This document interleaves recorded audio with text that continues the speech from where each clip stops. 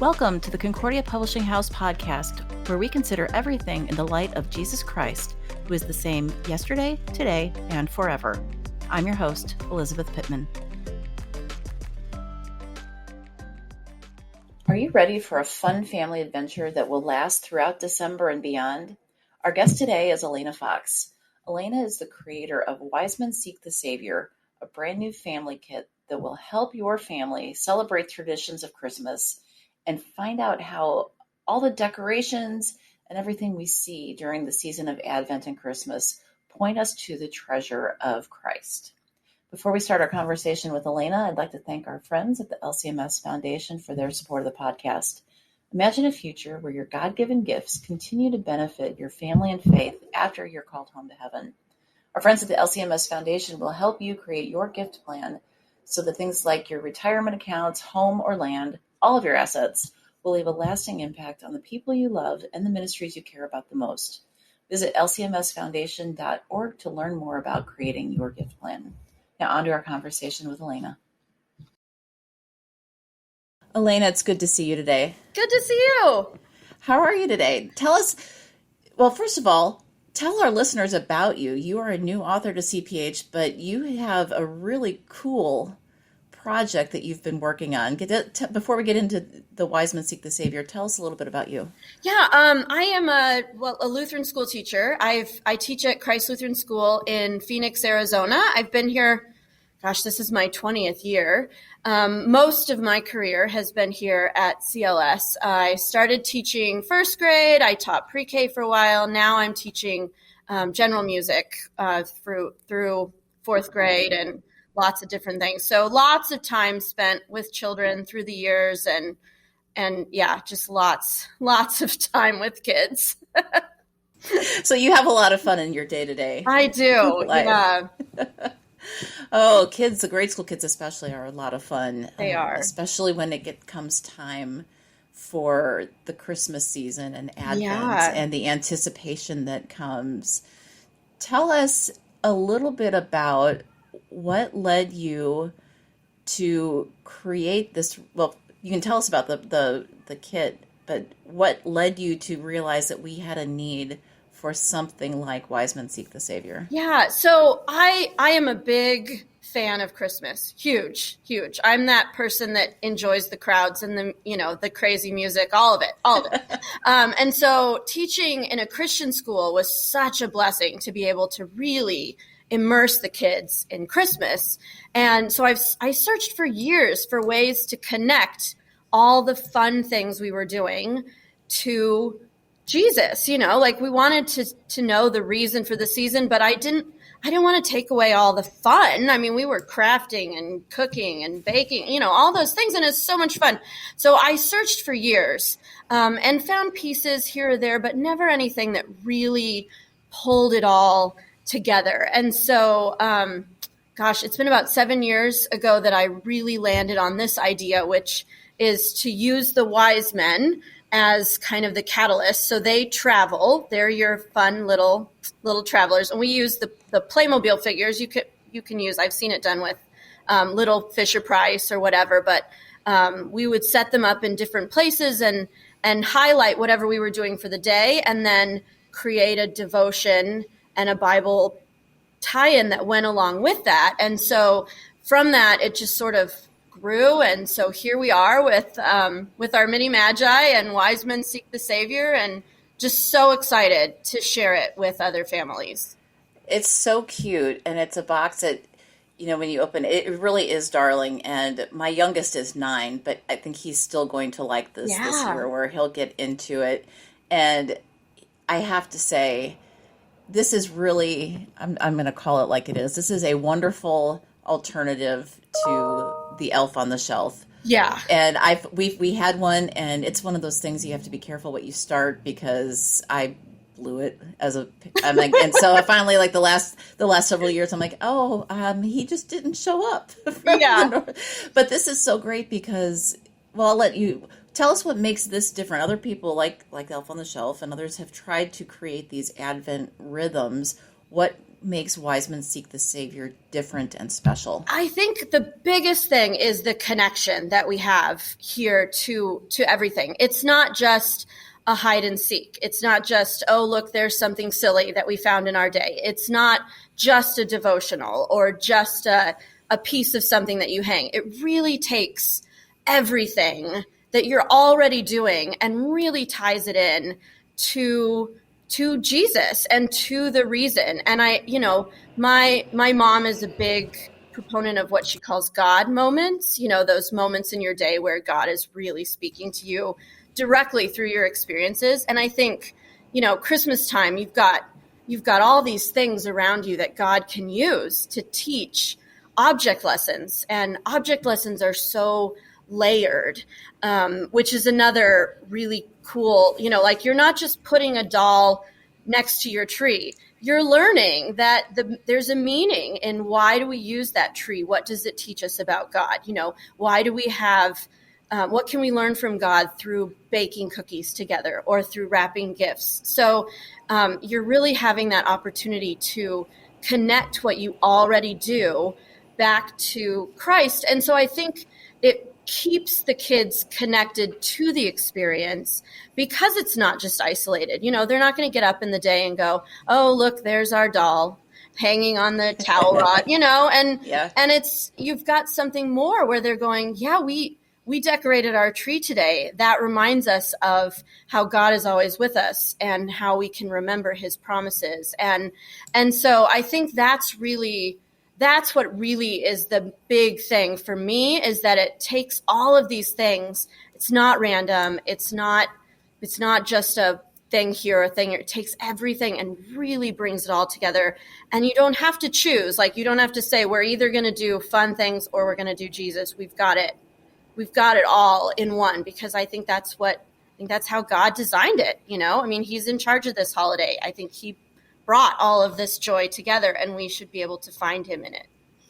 Well, and what a neat way to have a family tradition that is not only fun, but is really teaching the kids so that as they grow, they're going to remember the lessons that they're learning in this way. It will definitely sink into their minds. And my goal was to really put it in a way where you could start out small, like I taught pre-K when I started this. So we would do really basic, these are the lights on the tree. They remind us that we shine for Jesus. But there are layers to that go so much deeper. And so in the activity guide, you have sections that give you a lot of that layered information so that you can do this year after year, and your kids will remember what they've learned, and you can build on that and make it something deeper as they get older and they can understand more, which is, I think that's, as I see, now that I teach music, I get to see these kids grow up, and I see how they remember things, and how can we not just dismiss that, but actually use it as a stepping stone to just grow. No, it's really a cool way to teach the kids. Advent is such a neat time. We talk about Advent. It's a time of preparation and anticipation. As our families are decorating for Christmas, what do you hope that they're thinking about? I think, to me, it's a lot of, I want them to see that God is really all around us, that we can, and that he wants us to remember not just the things he's done for us, but that history that's all around us, especially when you come to a place where something is going to be a hard spot in your life, you want to be able to look back and remember when God was faithful to you. And I think Christmas decorating is so much of that tradition, where you have all these things that your kids remember each year. You go, oh, I remember putting these ornaments on. I remember hanging these lights up, and they remember those things. And so when we connect those to a biblical truth, to a spiritual truth, then they can start to see that, God is alive around us. He can speak to us in all these things. He can show us that he loves us. He can show us that he's always there for us, that we can be part of this great community, that he provides for us, that he takes care of us, that, we are his messengers. So many just really incredible things for us to notice. So over the years, you've had the opportunity to use this in your classroom. Tell us about that experience with the kids. So I will say, as the adult that's been participating, and I had a couple of friends with me who were also teaching pre-K and other classrooms, the posing of the little figures is a lot of fun. I mean, we had a lot of fun every day at the end of school going, I'm going to put my little pieces here. And sometimes we would call someone, like, come help me. I can't get the camel to stand up, So there's this like really fun aspect of creating this scene that really is kind of a little bit for you and, the other adults in your life, like, they're touching, they're like rolling cookies.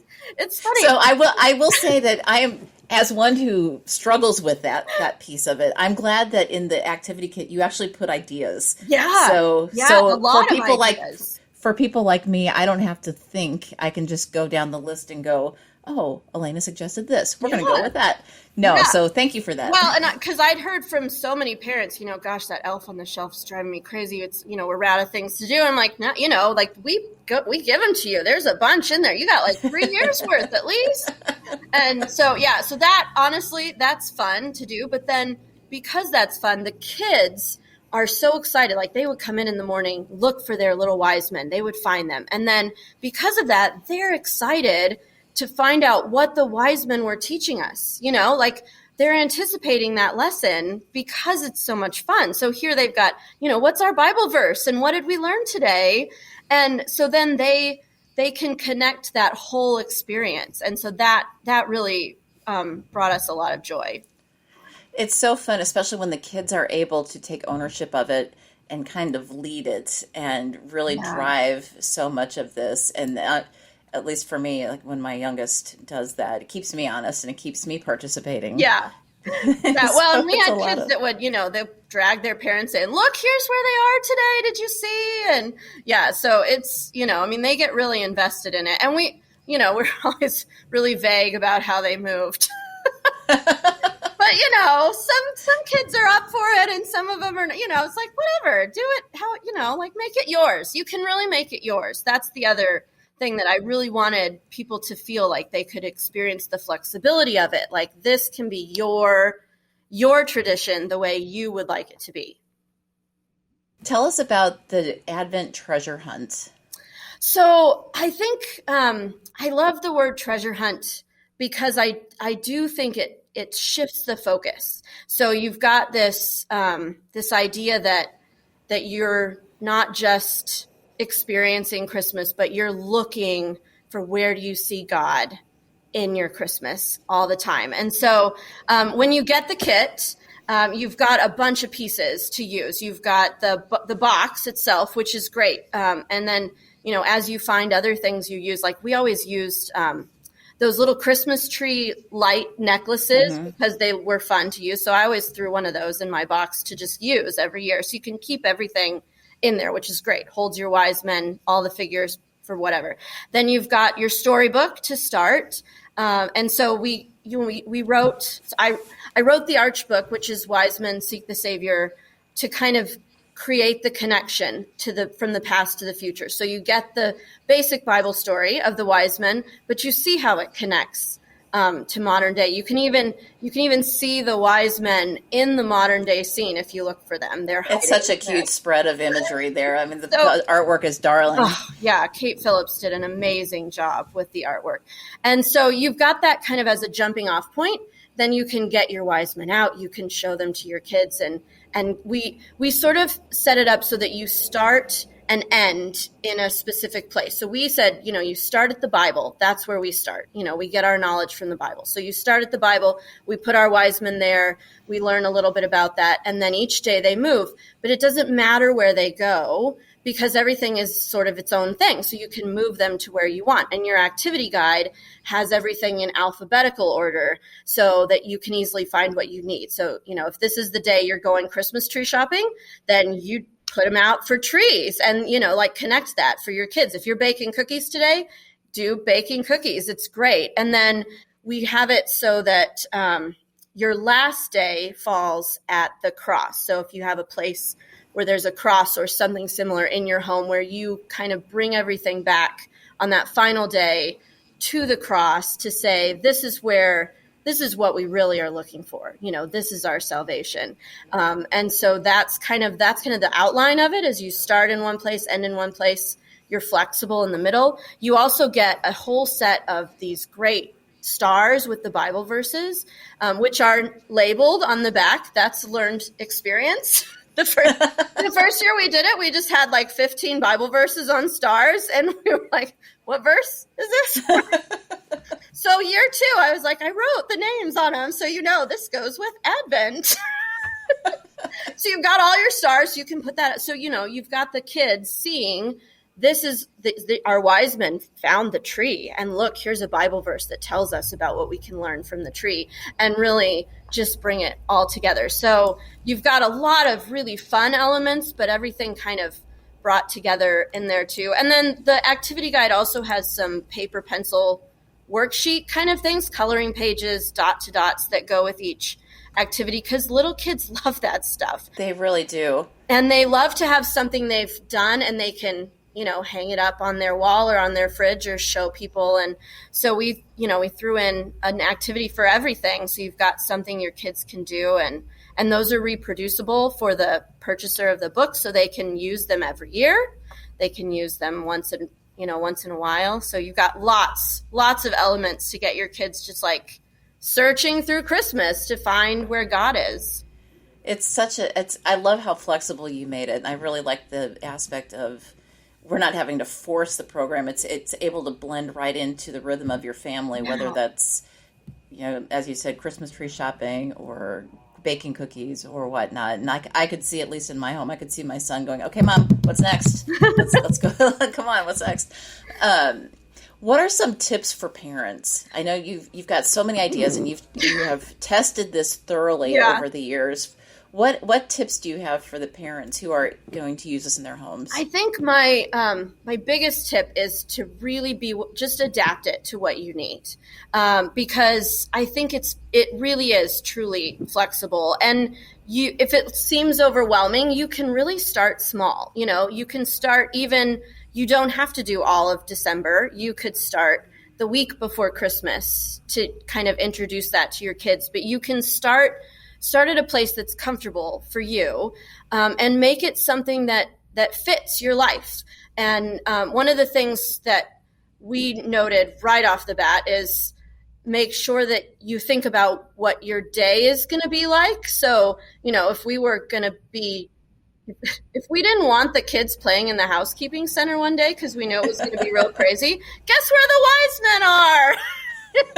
So, I was like, we could put them in, but then at the same time, if you're going to cook a big dinner, don't put your wise men in the kitchen, because then you have to, deal with where they are and what they're doing.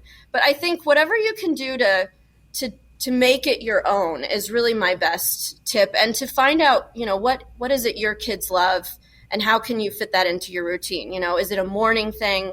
Is it an afternoon thing? Is it something you do when they come home from school? There's just so much flexibility. And I think, I think the other thing is just let yourself have some fun. That to me is the big thing, is don't let it be a stressful thing, but just a way for you to have fun with your kids and have fun. And if you have an older kid that's, way older than the rest, let them help. They might have some great ideas to make them goofy. And, there's so much fun that you can have with it. And so I think if you start out small and just really adapt it to your own needs, and even, then you don't even have to plan that far ahead, or you can, it just really, it fits wherever you are.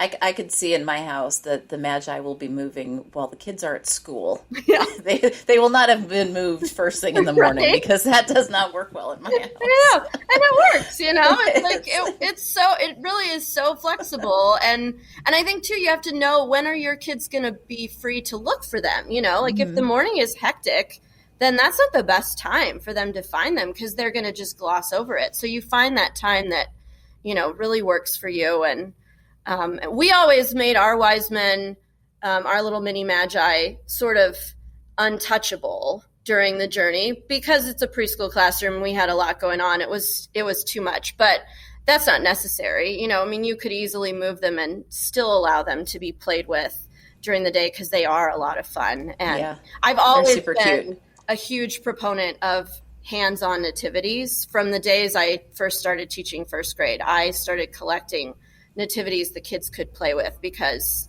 they love to tell the story. And so if you give them pieces they can use, they'll tell that story. Well, and they'll tell the story to anybody that they can run into too, which is fun to see when that happens. Yeah. Did you learn anything as you've been putting this together? Did you learn anything fun or that surprised you about the Magi? I did. It was really important to me to make sure that whatever we wrote, even if it was simplified, was based in biblical truth, because I never want the kids to grow up later and go, oh, that wasn't really true what we learned. So that's really important to me. So I did do a lot of research. It was interesting to learn about who the Magi are, their importance in the culture at that time, in the places that they came from, that they truly were these great, powerful men that were powerful because of their knowledge and their expertise and all of the, people trusted them. They knew them. They would have been, incredible. And the other thing that was really fascinating was that I had never thought about that connection to the exile and Daniel and Shadrach, Meshach, about, all those exiled Israelites, and how much of that Bible history made it to those faraway lands because of that and because of Daniel's influence. And to think that, God planned that out, that those people traveled so far away and then he would bring them back again into the fold to say, they knew that this was an important thing and it was a big deal. And so to see all of that connection, even in the Bible stories that you learn, was really cool to me to kind of go, yeah, I never connected those things, but it's neat to see. And I think that's what God does. I think he brings all these things together into this pattern, and we miss so much of it if we're not looking. And that to me is my heart in this activity, is that I want us to have kids that don't miss it. I want them to see that they're not just in this, beautiful world. They're in a world that God created, and that he can use that to speak to them and to teach them and to be near them. And so, you want them to go, look, that rainbow, that's for me, Well, and it's such a cool way to help the kids see that and instill that curiosity of wanting to see how it all connects and how it all points to God. But then for us as parents to kind of draft off of the enthusiasm of the kids so that it's good for us to go back and go through these things. And just because we're doing it with the kids doesn't mean we're not going to get anything out of it. Oh, we will be enriched as well. And to have that kind of come in and restore some of that wonder and awe for us as adults is a really neat thing too. Yeah. Yeah. Oh, the number of times I've learned biblical truths from teaching children is countless. You're in the middle of the Bible story and you're going, the people of Jericho. And you're like, oh, I was real stubborn about that thing. Okay, God, I hear you. The children, whatever. It is. Yeah. You forget some of these stories. They're not just stories. They're true. They're part of our world. They're part of our life. And we want to be connected to that. And I think everybody wants that connection. And so to show people how to see it and how to find it is really exciting. And the Wise Men Seek the Savior, the family activity kit, does that in such a beautiful way. So for our listeners and viewers, I hope you'll check it out. Visit cph.org, or we'll put the link to it in the show notes. Go take a look. And if you have children in your lives, this is a really, really neat, what I believe will be a brand new tradition in your homes, and you'll enjoy it. So, Elena, thank you so much for being with us today. Thank you for having me. Listeners, till next time.